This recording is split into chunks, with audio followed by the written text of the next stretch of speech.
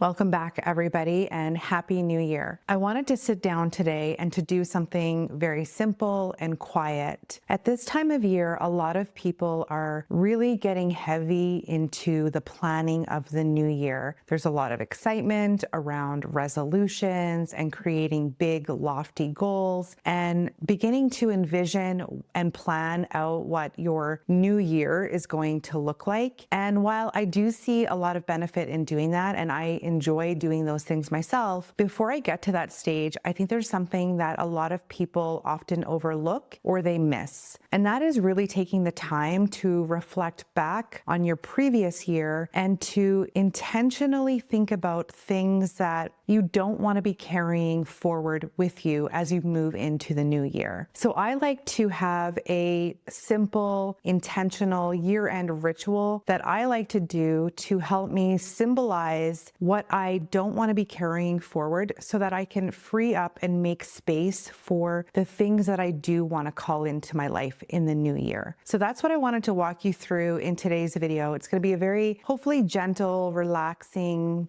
video where I'll get into the steps that I do before I start the ritual. I'll give you some journaling prompts. We can journal together if you like, if you want to follow along with me and use this as a guide for your own year-end clearing ritual. You can do that. So I'm going to walk you through what I like to do in terms of just setting up my space and being very intentional about this practice. It'll be a very simple thing to follow. I do recommend carving out like an hour of time to kind of go through this step by step. However, I know a lot of you who follow are like me and you don't have a lot of extra time and energy. So if an hour feels like something that you can't do at this time, it is perfectly okay to break this up into smaller steps. So you can do this if you have 10 minutes of time, start with step 1 and walk your way through. And it's perfectly okay to skip some of the steps and get right into the journaling prompts or right into the ceremony itself if you already know things that you want to release and let go of. So that's what we're going to be talking about today. I hope today is going to be a very cozy video where you maybe curl up with a nice blanket, pour yourself a hot beverage, pull out your journal, and we can go through this process together. If you're new here, my name is Krista, and this is The Slow Creative, a space where I share gentle ideas and practices and tools and reflections to help you intentionally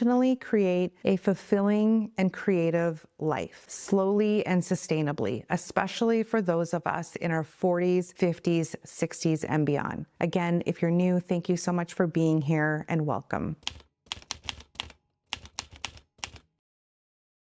So before I begin any ritual practices like this, before I get into a deep journaling session, I like to set my environment. I like to make the space very intentional. Usually that means, clearing anything out of the way that's going to be a visual or noise distraction for me. So having the lights dimmed, if it was the evening, I would dim the lights. I'm doing it during the day because I want it to record when I had natural light, but typically I would like to do this usually in the evening. My nervous system feels a little more relaxed. I'm feeling a little more cozy and comfortable, but any time of day really works. You could do this first thing in the morning if that's when you feel brightest. You could do it right before bed. I think what can be really helpful though is just creating the space and the environment so that you can get into deep focus, so that hopefully you can do this without too many distractions. So again, for me, that looks like clearing the space, getting myself a drink. Usually I like to have a tea or a coffee. I've already had my coffee today, so I'm going to be pouring myself a glass of lemon water and sipping that throughout. That lemon water just kind of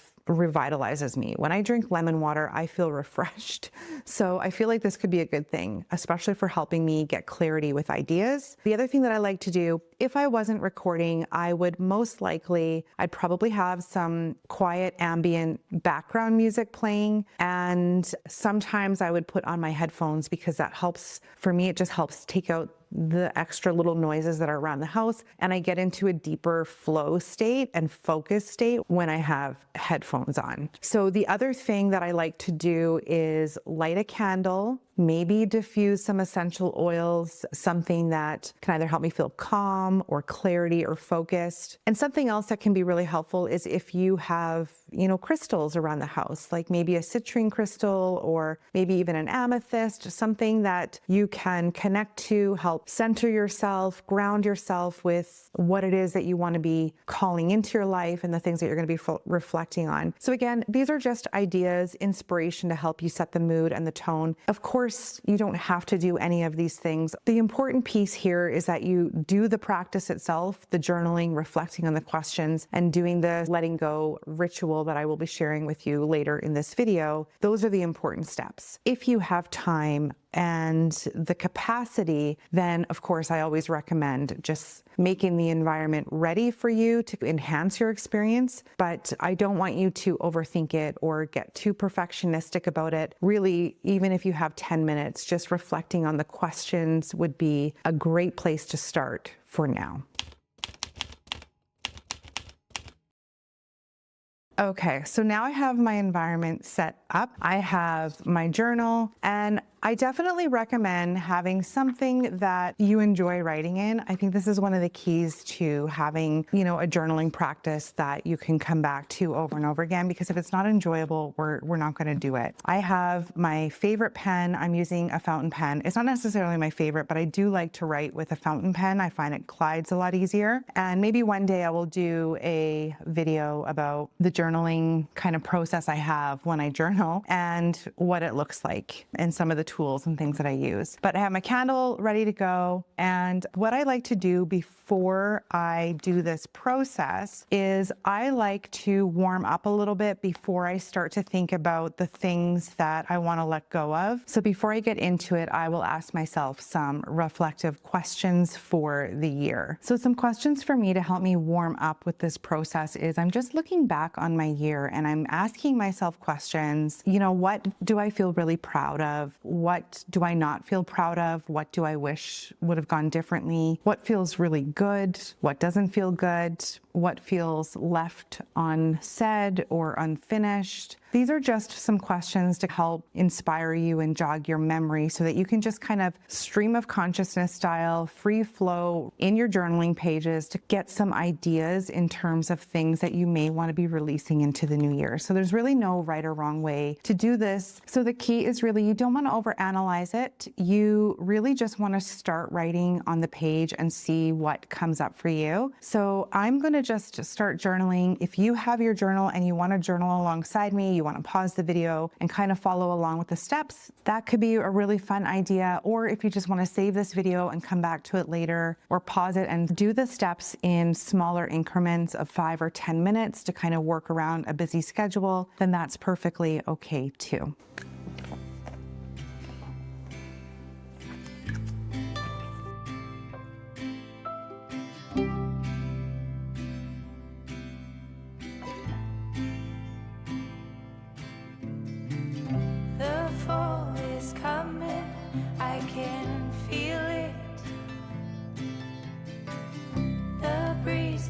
Goosebumps to my skin.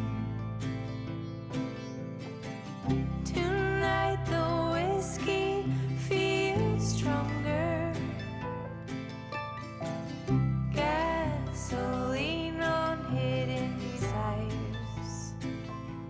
So I'll throw another log on the fire.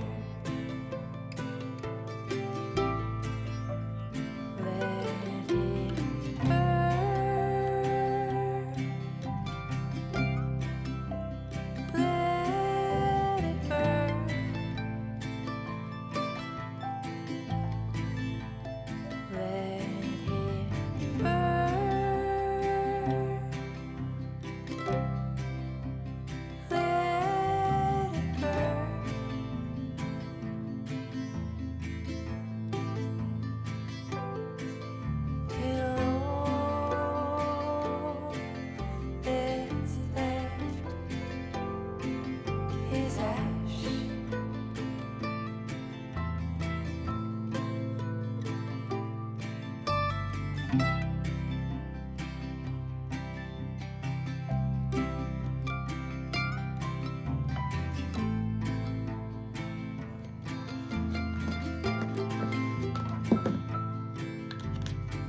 Okay, if you were following along, how did you do? What kinds of things have come up for you during that little exercise and the reflective prompt? For me, this year, if you've been following my channel, this year has been a year of transformation, of shedding old layers. So I've already been in the process of letting go. Much of this year for me has been about releasing and letting go of things that no longer serve me. My husband and I separated this year. I've moved into a new home. I've made huge shifts in my business in terms of the types of content that I create and the direction that I'm going with my YouTube channel. So there's been a lot of releasing and letting go happening already for me. So I had some idea in terms of what I want to be letting go of this year. So for me, a lot of that is really letting go of a lot of the triggers and pain and things that were very much present up until this year. And 2026 for me is really going to be a year of moving into healing and being tangible with my healing, taking more intentional steps towards healing. Whereas this year was a lot of releasing and letting go of things that no longer serve me. We were in the year of the snake, and I don't know much about Chinese astrology, but when I think about that, I think of the snake as shedding layers, shedding its skin. That was very much the energy for me, letting go of a lot of things that just didn't serve me. I lost, a bit of weight. I was leaving an unhealthy relationship. I've made significant changes in my online business. So that has already been actively happening in my world. So the journaling exercise for me was just kind of recapping a lot of that. So hopefully just starting with that has given you some ideas in terms of things that you maybe don't want to carry with you into the new year. And the whole reason for doing this is, yes, to reflect, to be introspective, to pat yourself on the back and to see how far you've grown, because there are always like good and bad things that have happened in the year, areas for growth, things that we can improve on. But there's something to be said about the symbolic ritual of letting these things go so that you are not carrying them forward into the new year and you can create space. This whole process is about creating space for you to call in more of the things that you want in the new year. If old habits that are not serving you or unhealthy relationships are not serving you,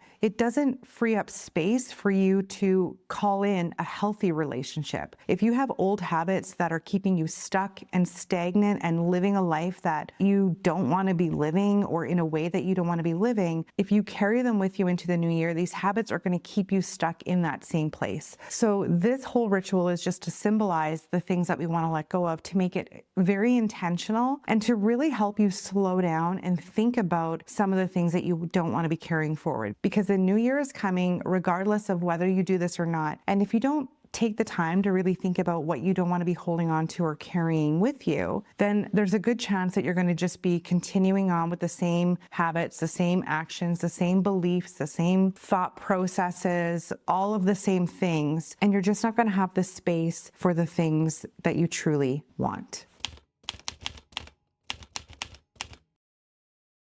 So the next part of this process is to write down a few things that you want to let go of in the new year. You can write them in your journal if you like, and you can rip out a page in your journal. I don't recommend doing that personally, but what I like to do is just grab a scrap piece of paper and I'm going to write down maybe 3 to 5 things that I want to release before I move into the new year, things that I don't want to carry forward with me, things that are holding me back, and I'm going to write them on a separate piece of paper. And then we are going to burn the paper as a symbolic way of just letting the universe know that we are not wanting to take these forward, to have this burden carried away so that we don't have to have it on our shoulders as we move into the new year. So I will do that process next, and then we will get into the burning ritual. So I'm just going to fold up the paper.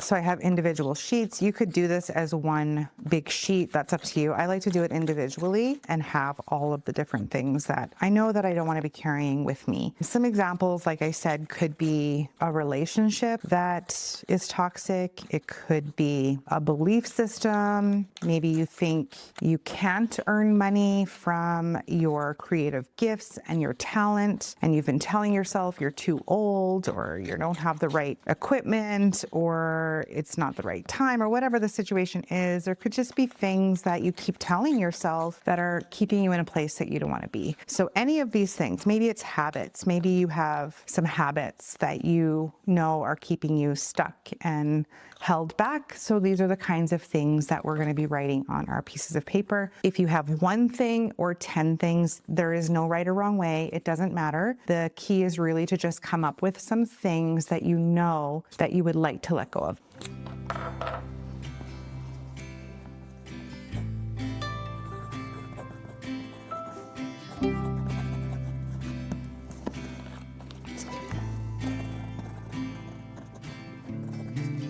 The fall is coming, I can feel it. The breeze brings goosebumps to my skin. Tonight the whiskey feels stronger.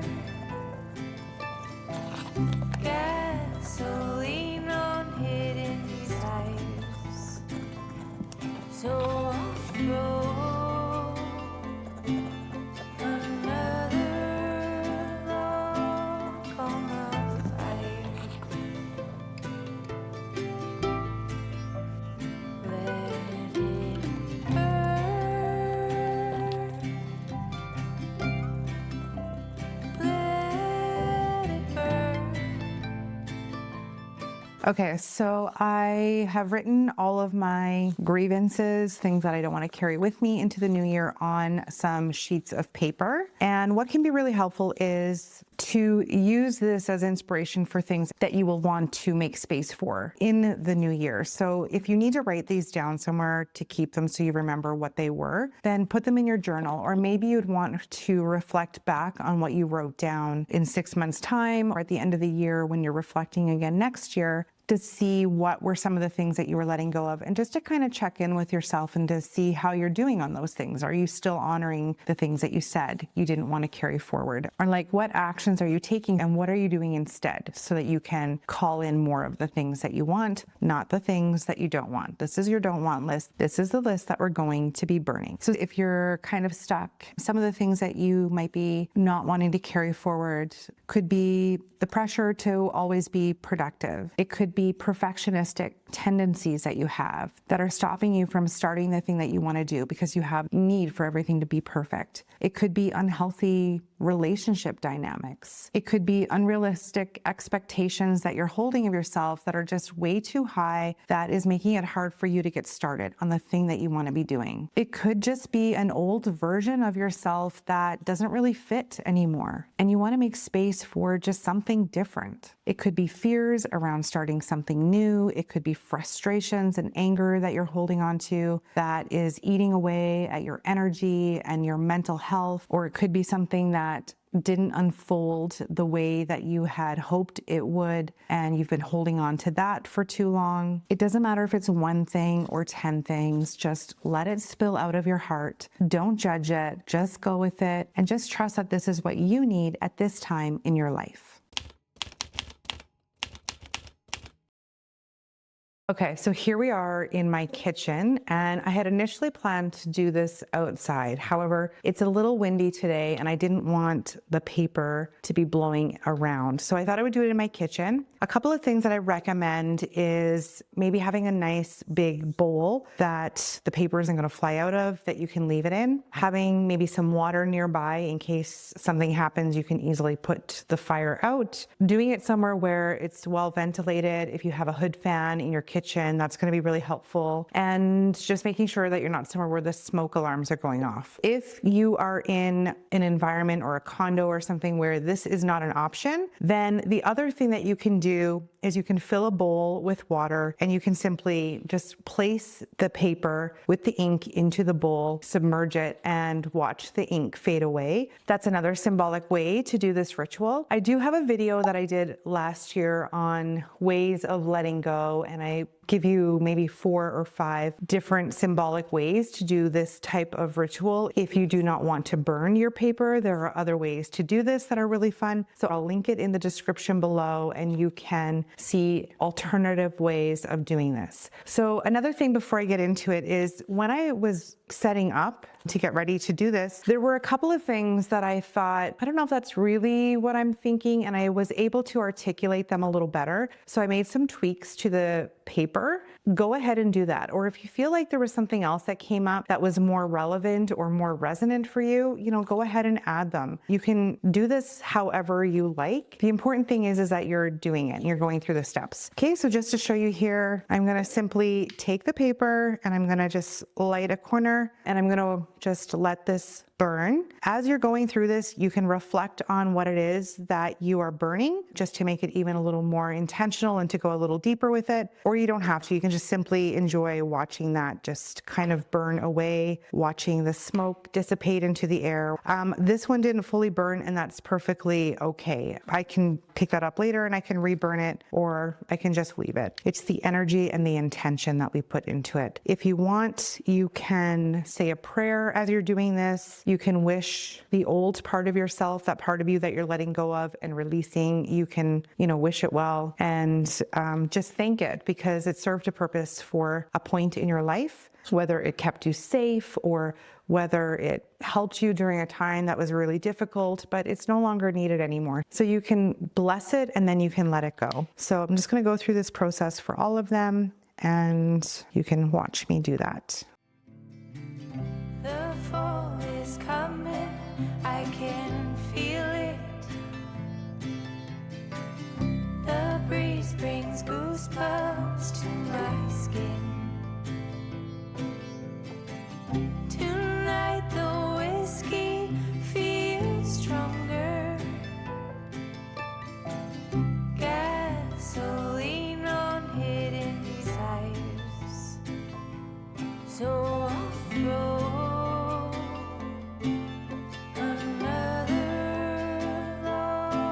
Okay, so as you can see, I still have some simmering in there. The paper is kind of burned. It didn't all burn all the way through, which is totally fine. If you have like a wood burning fireplace or something, you could probably do that. I think doing this outside is ideal, or if you have like a fire pit, you could do it that way. But for me, I'm doing this in my home and I don't want to get too carried away with the fire. So it is okay that they didn't kind of burn completely. So that is it for the fire burning ritual. So now that we have made space by calling out the things that we want to let go of and that we don't want to carry forward, the next step is to reflect on and to think about what we do want to welcome into our lives. What are we wanting to call in? What version of ourselves are we wanting to step into? We've gotten rid of the old things that don't serve us. What are we making space for in the new year?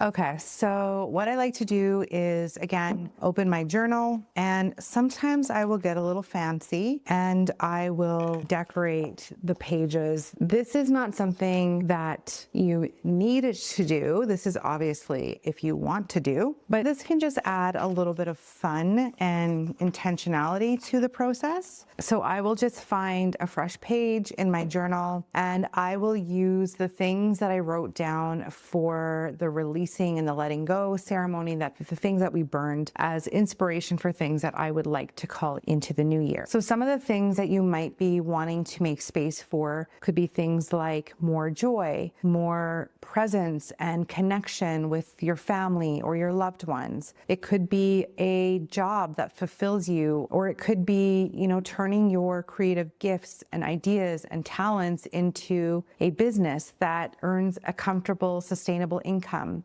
Maybe it's a new belief that replaces an old belief that made you feel stuck and stagnant with where you are. Maybe it's new habits that are going to support the new version of you as you move into the new year. Okay, so I'm just going to have some fun with my journal. I'm going to use this time to just create and play and have fun with it. And you don't have to do this part. You can just simply write in your journal. I've decided I'm just going to write a list of things that I want to call in for 2026. You can do this stream of consciousness style. You can do it like a Dear Diary, whatever feels good for you. There's no right or wrong way, so have fun with it and just begin.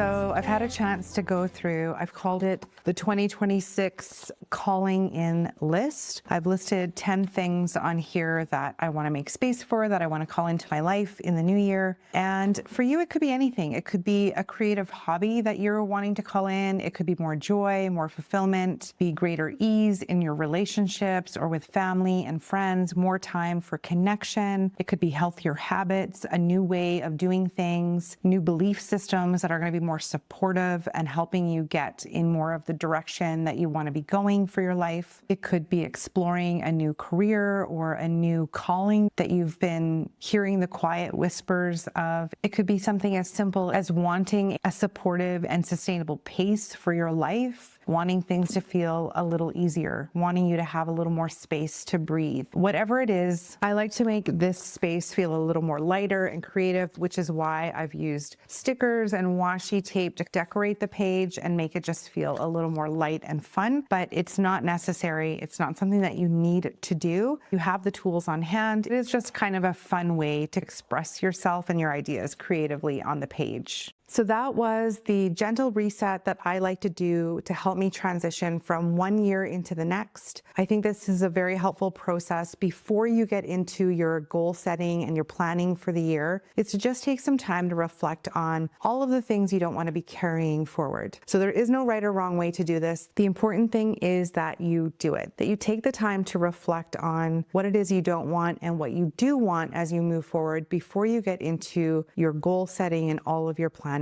for the new year. I hope that you found today's video helpful. If you are comfortable sharing with us what is one thing that you are wanting to let go of so that you can make space for more of the things that you want in 2026, please leave a comment below and share. I would love to hear some of the things that you are leaving behind this year. Thank you so much for watching, and I will see you again next week.